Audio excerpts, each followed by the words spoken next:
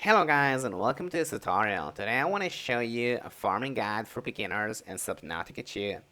Okay, if you're constantly running out of resources and spending half your playtime looking for copper, your economy is basically broken. Okay, so I'm gonna give you a few steps on how you can easily fix this.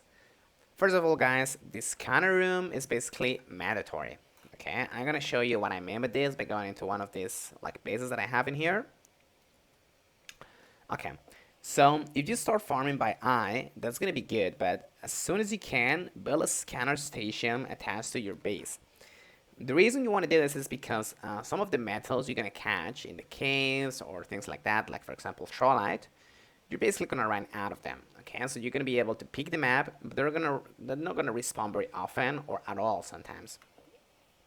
So what this is gonna do, the scanner station, is it's gonna give you, once you select it, for example, I can select copper, it's going to give me basically all of the locations that it's scanned where there's copper or sulfur or salt, okay, or silver or quartz or titanium or a lot of things, right? So it's going to give you all of these signals, and you can easily toggle these signals, as you can see, and it's going to show me where I have to go to get it. Okay, so I'm going to turn this off for a second. I'm going to turn this off, but you can see I have my titanium signal there. Okay, so how far is this going to go, or how far is this going to work? It's actually going to go 300 meters, in a radius of 300 meters. Okay, so what you're going to have to do is you're going to have to turn different bases that you have in different places of the map, and you're going to have to build scanner stations for all of them, because the minerals and the materials for each zone are completely different.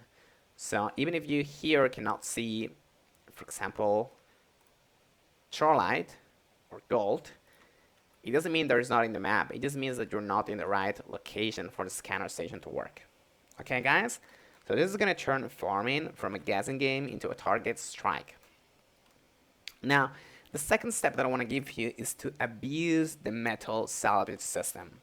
Okay, and I mentioned this in my other tutorial in the titanium guide, that metal salvage is only going to take up one inventory slot now, like any other one. As you can see, I have my metal salvage.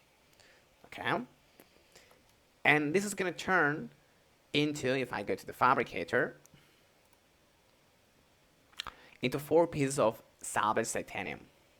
Okay, so you're not going to be able to, carry so much titanium in your inventory, but you can carry a lot of metal salvage, and you can easily turn it into 4 times as much titanium.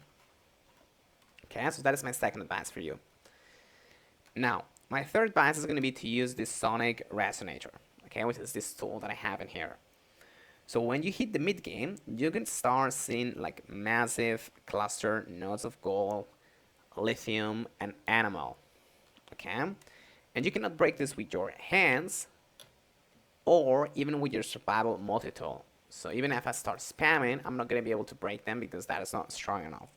So you need to easily find and craft the sonic resonator. I have another tutorial on how you can do this, by the way.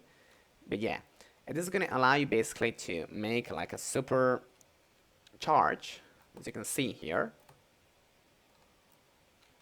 Okay, and first of all, you can get some impulse, but also you can break like the ores, or you can break like nodes and things like that. Okay, this is going to be really, really essential when you have like a node of gold.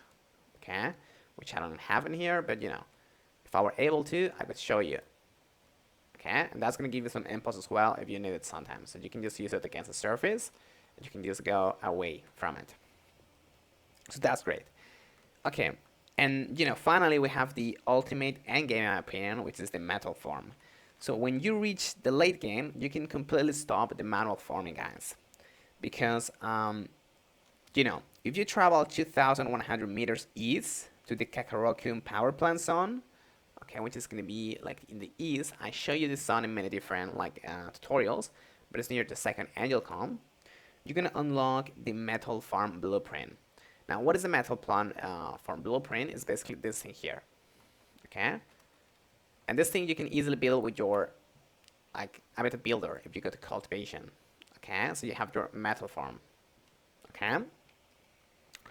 And this structure is going to allow you to, pull ores out of the water passively.